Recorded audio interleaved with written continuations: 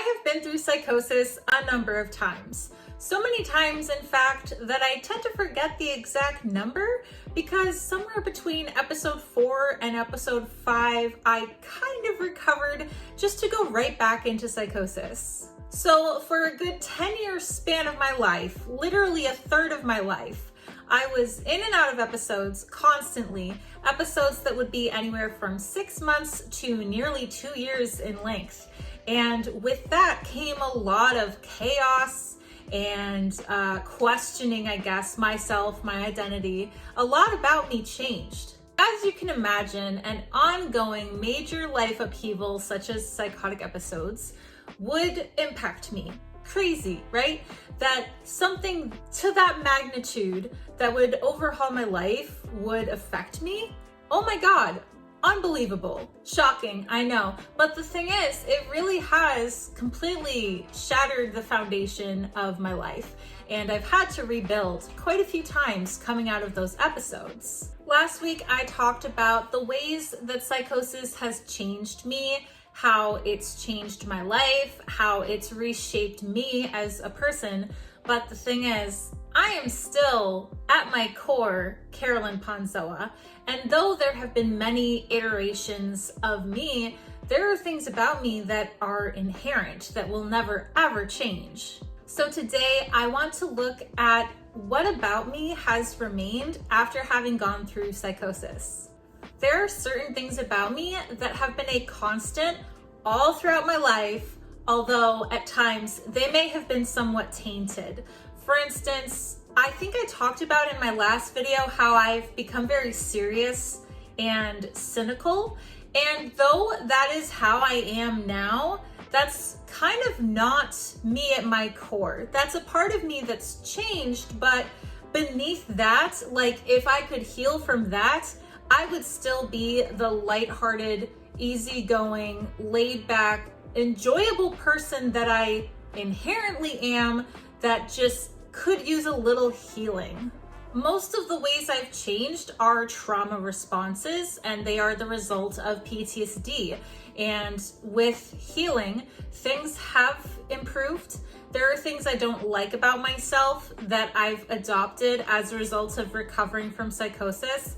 Things that have made me guarded, for instance, that keep me on my toes, that keep me hypervigilant. And those aren't necessarily character traits, although they are ways I've changed.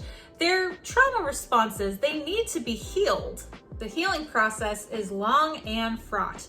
Recovery is one thing because recovering from an episode is essentially getting to the place where you can get back up on your own 2 feet and function like you used to.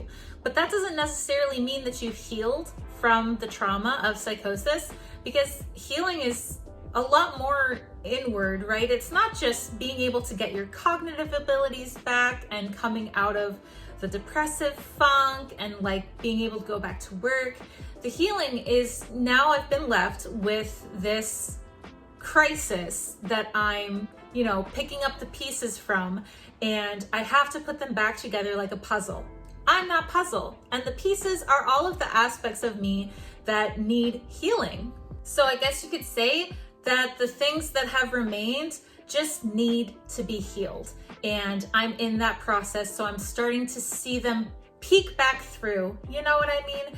Like that easygoing lightheartedness. I've noticed recently that I am a little bit more playful and, joking around a little bit more. And it's kind of refreshing because I used to be like that all the time. I was a total class clown. And now I'm rediscovering my silliness. So I'm healing that, The seriousness is starting to lose its edge, and the silliness is coming through. And it's really nice to find out that I still have that I didn't lose that it was buried and is still somewhere in me. I'm still there inside somewhere, and I've been revealing more and more of myself, like my true self. And it's interesting. Like there are some things that are never going to come back. The way I view reality, like my perception of reality and the way that I hyperfixate and notice really little things that I never would have noticed before, that's never gonna change. I can't unsee what I've seen, so I can't look at reality any differently than how I look at it now. But at least I can take away from it, oh, actually it's kind of nice that I noticed that pattern. Not everything has to be the end of the world anymore, but I absolutely will never be able to get my view of reality back. I can at least adopt a different perspective on life, like having a positive outlook on life. The world looks different, but I can be okay with that. I can learn to have a positive outlook again. A lot of discovering what remains within me is just finding out what can or will change, because the ways that I've changed aren't necessarily permanent, and the healing process has been going on for years. So I'm only really just now starting to discover who I am, like at heart. And it's interesting because the more I step away from the trauma me, the version of me that is surviving still, the more I discover that the feedback I'm getting from other people is reassuring me that I'm back, right? Because I don't remember very much of like my childhood self. Like I've been going through PTSD my whole life. So my first trauma was when I was 4. So I've never really had a solid sense of self. I've never had a solid identity. And to hear people tell me, people who've known me my whole life, that I'm acting like my old self again, and that I'm, returning to how I used to be, and oh, you used to smile like that back when, it's wow, I like who I am. Yeah, the things you point out, I like those things about me.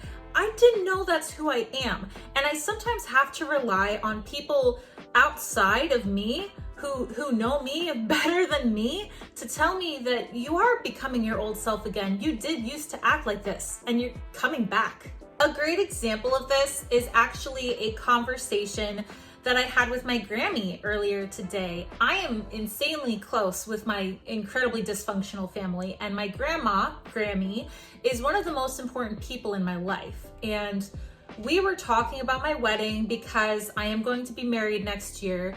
We were doing some planning and she was very happy to be involved. And we were talking about my first wedding, my shit show, illegitimate wedding that didn't even have witnesses. So we had to forge names on the certificate. That wedding, that awful fucking goddamn day, the worst day of my life when I was illegitimately married in a psychotic episode. It was rough. So this wedding that I'm planning now, honestly, I put off getting engaged for a really long time because I was scared to go through that again. So we did wait for like 5 years before we got engaged, which I know for some people is not a long amount of time, and for others it is. Nonetheless, I had to be ready to get into the shape that I would be married again. And my grandma and I were talking today, and I was saying like, oh my God, I can't believe I went through that. I can't believe I had that wedding. And she was saying, the great news is you've learned from it and you've changed. And you're not that person anymore. You're not the person who would go through that again. You're the kind of person that you used to be before all of this started. You're your old self again. And I was like, wow, it's nice to meet her. It is kind of like meeting a stranger because it's been so long since I've been true to myself. So much of me has been buried under trauma and just the upsets of the world, of psychosis, of abuse, of bullying, of medical issues and disability. I was so buried under all of that I could really only come out in pieces for quite a while. My mom would tell me sometimes like, wow, Carolyn, you just came to the surface, meaning that in rare moments, I could act like myself and people could tell that I was still there. So it's kind of like, yeah, I was buried under so much trauma that I'm only just now meeting this person that everybody else seems to love. I'm reminded sometimes of what I was like when I was younger, but it's strange because it's been so long since those parts of me have been accessible.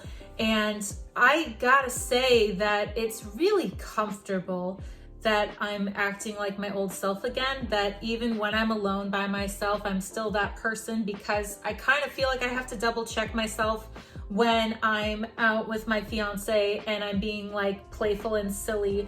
And I think to myself, you're such a faker. You're not really like that. But actually today when he went to work, I had an upsetting event happen. So I cried in the shower and gave myself a pep talk to the point where I felt so much better. I was laughing in the mirror.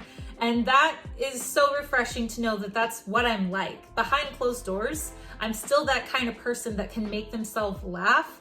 And it's been such a long time of being serious and not feeling any humor that it's like, wow, I remember being like this in middle school. I remember being the class clown that made my friends laugh. I remember what it was like when I was in my improv troupe and did performances and I was so funny all the time. That's so cool. Like, I'm funny.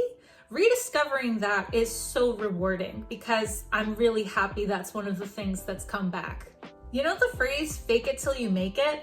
That's what I thought I was doing for quite a while, and I think I was doing it, but now I think it's just genuine. Like, I was pretending that I was happy when I was with people, even though I felt miserable, because I thought if I pretended to be happy, I would enjoy the moment, maybe. But the thing is, I am genuinely happy now, and I've been happy for quite a while. You know, the past year, actually, I've been genuinely happy every day. And that was a miracle to me. Literally, I just consider it a miracle because I've never been that happy before, especially consistently.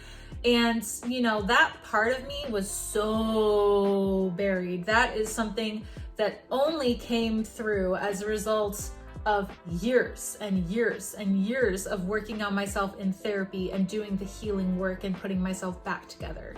So yeah, a lot of things about me have remained. They're only just now coming to the surface.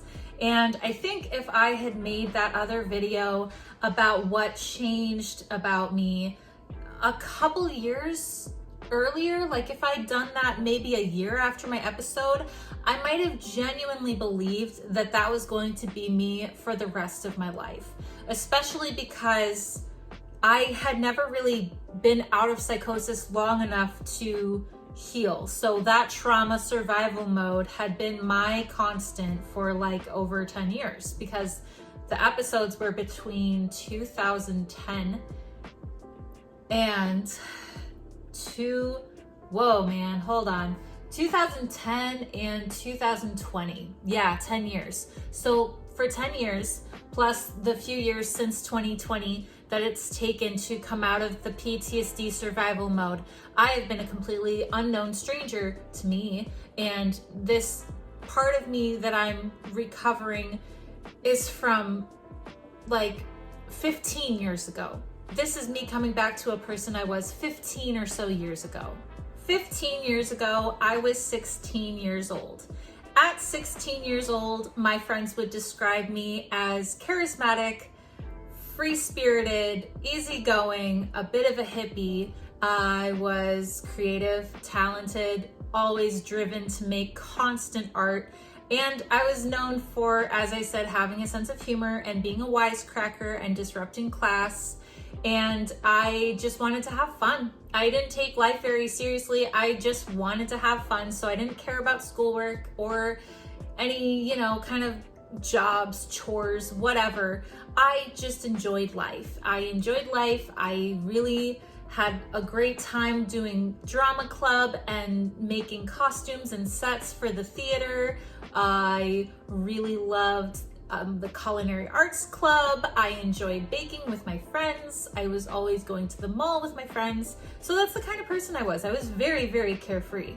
I'm coming to find that I'm more carefree, not entirely carefree. I am coming back to it. I am pushing back through to becoming like carefree. So I'm more carefree. That doesn't mean that I would call myself carefree. I think that honestly, I have moments. I have pockets, just like there used to be pockets with my mom where I would come through. Moments that were just shoving past the mental illness and popping my head for 15 minutes to have a breather and go back to being severely mentally ill.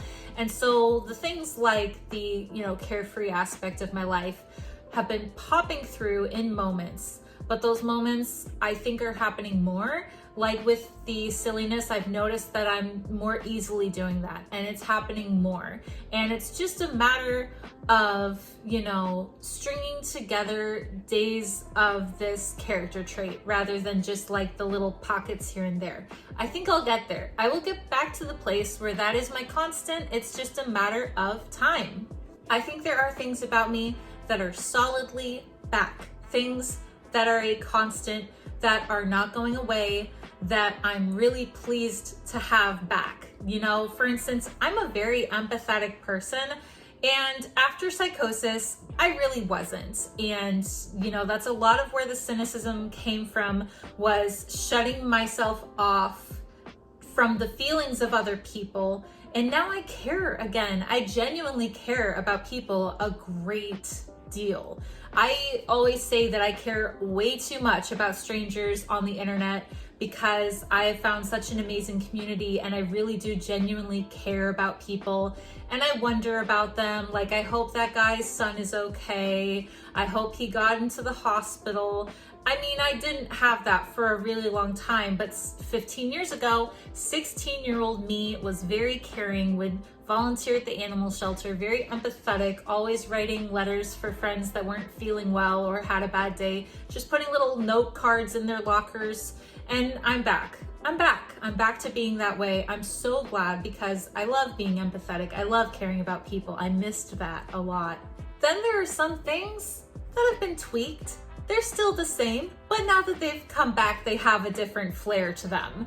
As I said, all I cared about was having fun, and I was disruptive in class, and I didn't care about chores, and those are pretty negative aspects that come with loving having fun.